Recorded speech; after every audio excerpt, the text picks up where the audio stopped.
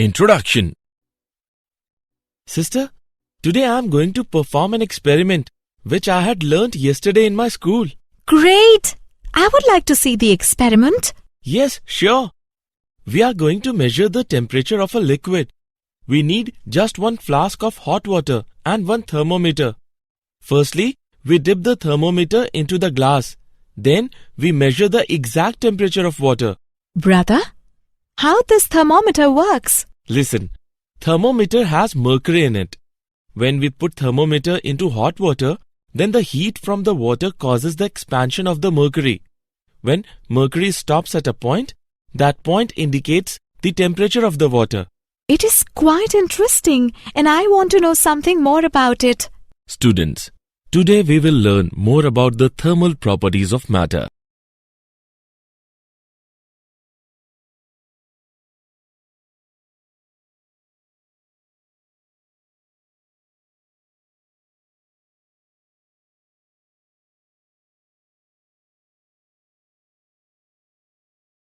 Objectives.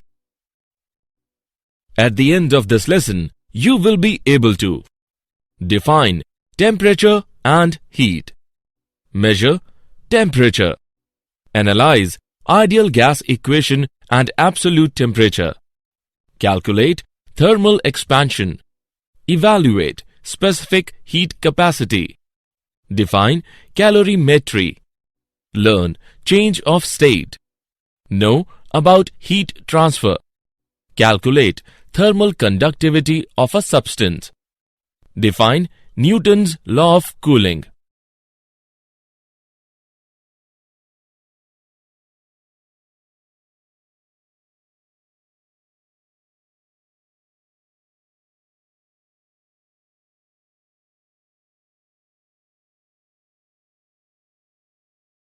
Temperature and heat.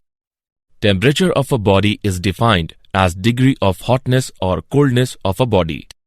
Its SI unit is Kelvin and degree Celsius is a commonly used unit of temperature. Heat is a form of energy which gives us the sensation of warmth. Its SI unit is joule and other commonly used unit is calorie. 1 calorie is equal to 4.184 joule. Its dimensional formula is ml square T to the power minus.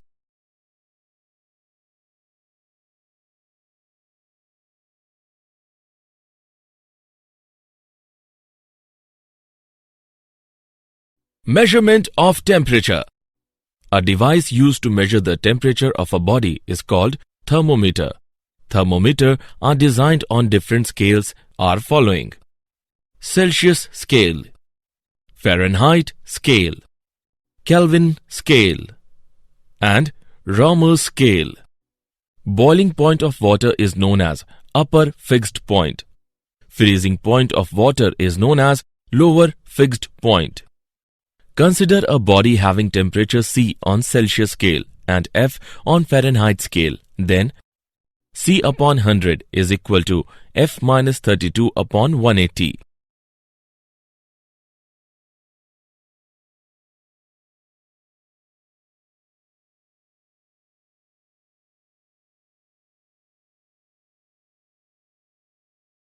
Example. Let's take an example on measurement of temperature. A newly designed thermometer has its lower fixed point and upper fixed point marked 5 degrees and 95 degrees respectively. Compute the temperature on this scale corresponding to 50 degrees Celsius. Let's see the solution. Let theta be the temperature on the scale corresponding to 50 degrees Celsius. Then theta minus 5 upon 95 minus 5 is equal to C upon 100.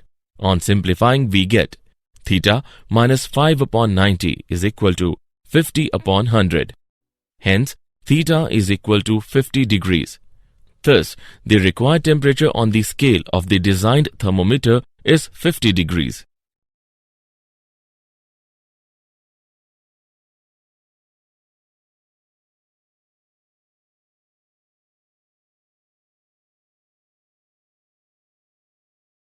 Ideal gas equation and absolute temperature. all gases at low densities exhibit same expansion behavior. Since PV is equal to constant and V upon T is equal to constant, then PV upon T is also constant. This relationship is known as ideal gas law. Ideal gas equation may be written as PV is equal to mu RT, where mu is equal to number of moles in a sample of gas and R is equal to universal gas constant. In constant volume gas thermometer, temperature is read in terms of pressure. The temperature at which all molecular activity except vibration ceases is known as absolute zero. It is a theoretical value derived by calculations and projections from experiments with the behavior of gases at extremely low temperatures. Absolute zero is estimated to be equal to minus 273 degrees Celsius.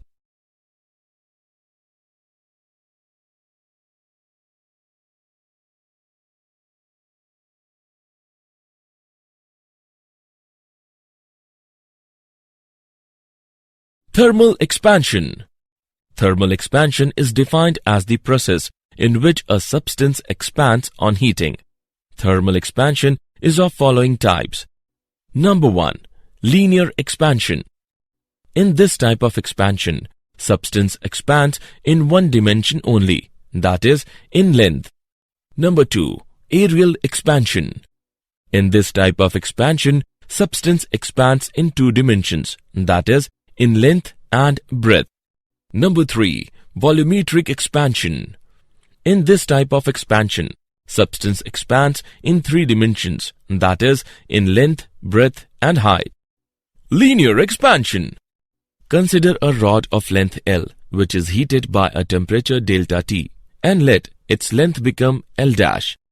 The change in length is directly proportional to the original length and change in temperature. It gives L dash minus L is directly proportional to L delta T, or L dash minus L is equal to alpha L delta T. Value of alpha is equal to L dash by L upon L delta T, where alpha is equal to coefficient of linear expansion. Coefficient of linear expansion of the material of a rod is defined as the change in its length per unit original length per unit rise or change in its temperature. Areal expansion. Consider a plane of original surface area A at temperature T1. Let the area of the plane be A dash at temperature T2. It gives A dash minus A is directly proportional to A delta T, or A dash minus A is equal to beta A delta T. Value of beta is equal to A dash minus A upon A delta T, where beta is equal to coefficient of areal expansion. Coefficient of areal expansion is defined as the change in the area of the body per unit original area per unit rise or change in its temperature. Volumetric expansion. Consider a spherical body of original volume V at temperature T1. Let the volume of the body at temperature T2 be V dash. It gives V dash minus V is directly proportional to V delta T, or V dash minus V is equal to gamma V delta T. Value of gamma is equal to V dash minus V upon V delta T, where gamma is equal to coefficient of volumetric expansion. Coefficient of volumetric expansion is defined as the change in volume of a body per unit original volume per degree rise or change in its temperature.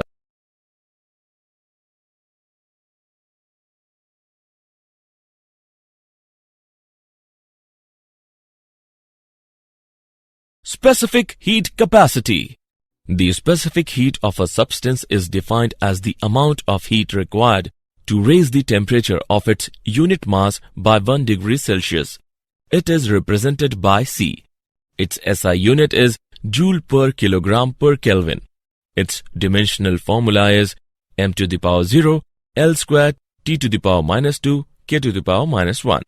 The amount of heat given to a substance of a mass m to increase its temperature by delta T is H is equal to mc delta T, where H is equal to amount of heat required and C is equal to specific heat of the body. Heat capacity of a body is defined as the amount of heat required to raise the temperature of the entire body by 1 degree Celsius. Its dimensional formula is ml square T to the power minus 2 K to the power minus 1. Its SI unit is Joule per Kelvin. Heat capacity is equal to mc, where C is equal to specific heat of the body and m is equal to mass of the body.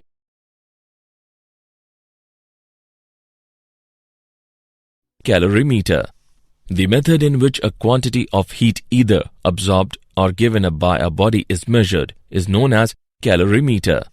Heat loss or gain is equal to ms theta, where m is equal to mass, s is equal to specific heat of the material, and theta is equal to change in temperature. Calorimeter is based on the principle of conservation of energy. It states that heat lost by the hot bodies is equal to heat gained by the cold bodies. The essential requirement for calorimeter are: no heat escapes out from the calorimeter, no chemical reactions takes place between the different substances taken,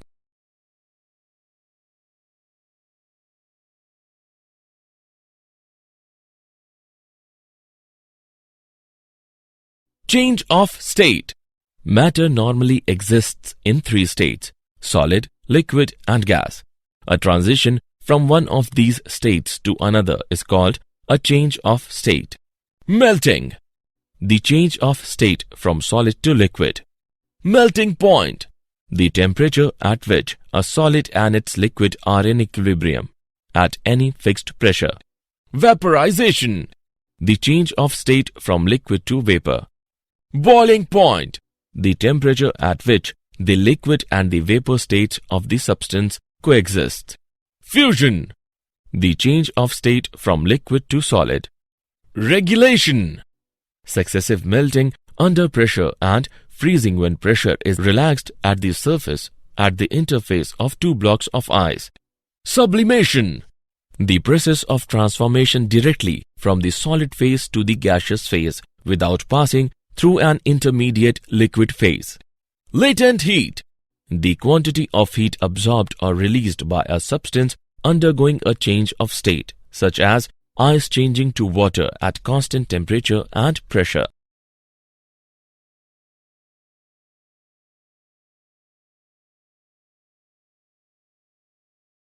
Heat transfer. Heat can be propagated in 3 ways. Number 1, by conduction. Number 2, by convection. Number 3, by radiation. Conduction. Heat transfer from one end of a solid substance to its other end without the actual movement of constituent particles. Convection. Heat is transferred from the higher temperature region to the lower temperature region due to the actual movement of constituent particles. Radiation. Heat is transferred from a body at high temperature to another body at lower temperature without having a direct contact between them.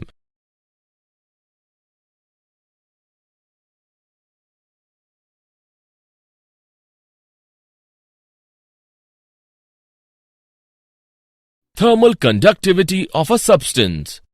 The amount of heat transferred from the high temperature of a solid substance to the lower temperature is directly proportional to the area of cross-section of its faces, the temperature difference between 2 faces, time, and inversely proportional to the separation between the 2 faces. It gives Q is equal to Ka T1 minus T2 into T upon D, where K is a constant of proportionality and is called coefficient of thermal conductivity of the material of the substance.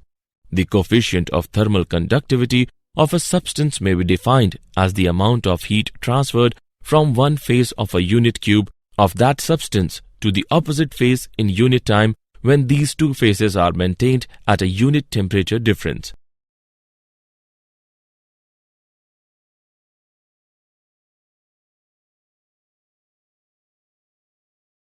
Example. Let us take an example of thermal conductivity. Two rods A and B are of equal length. Each rod has the ends at temperature T1 and T2. What is the condition that will ensure equal rates of flow of heat through the rods A and B? Let's see the solution. Given L1 is equal to L2, since equal rates of flow of heat through the rods are being ensured, therefore delta Q1 upon delta T is equal to delta Q2 upon delta T. On solving the expression, we get A1 by A2 is equal to L1 by L2 into K2 by K1. Hence, A1 by A2 is equal to K2 by K1. Thus, the cross-sectional area of two rods must be in the inverse ratio of their thermal conductivity.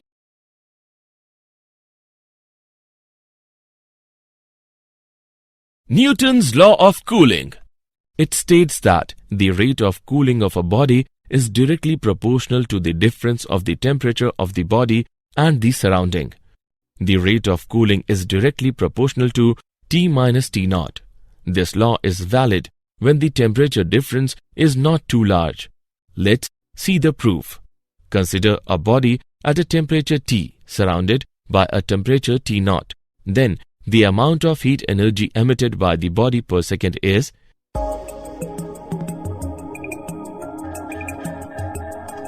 E is equal to sigma belongs to A T minus T naught into T plus T naught into T square plus T naught square. Since T is very close to T naught, it implies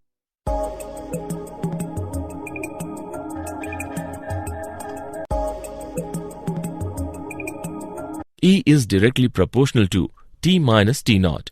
Rate of cooling is directly proportional to T minus T naught. It proves Newton's law of cooling.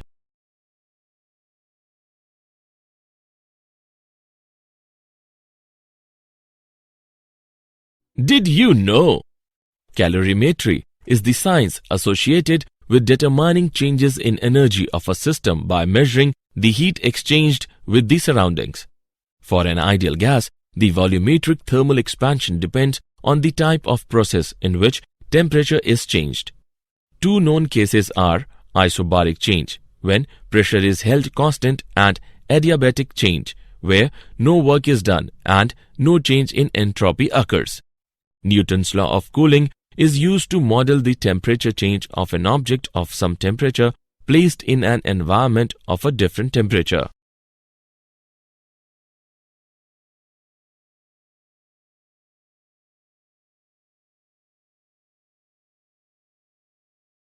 Summary. Let us summarize what we have learned. A device used to measure the temperature of a body is called thermometer. Thermal expansion is defined as the process in which a substance expands on heating. Heat capacity of a body is defined as the amount of heat required to raise the temperature of the entire body by 1 degree Celsius. Calorimetry is based on the principle of conservation of energy, in which heat lost by the hot bodies is equal to the heat gained by the cold bodies. Transfer of heat by the collision among the molecules with their neighbor molecule is called conduction.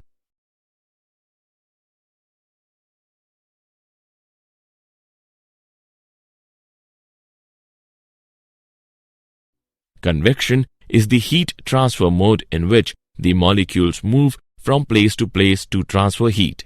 Radiation is the fastest mode of heat transfer, which does not require any medium.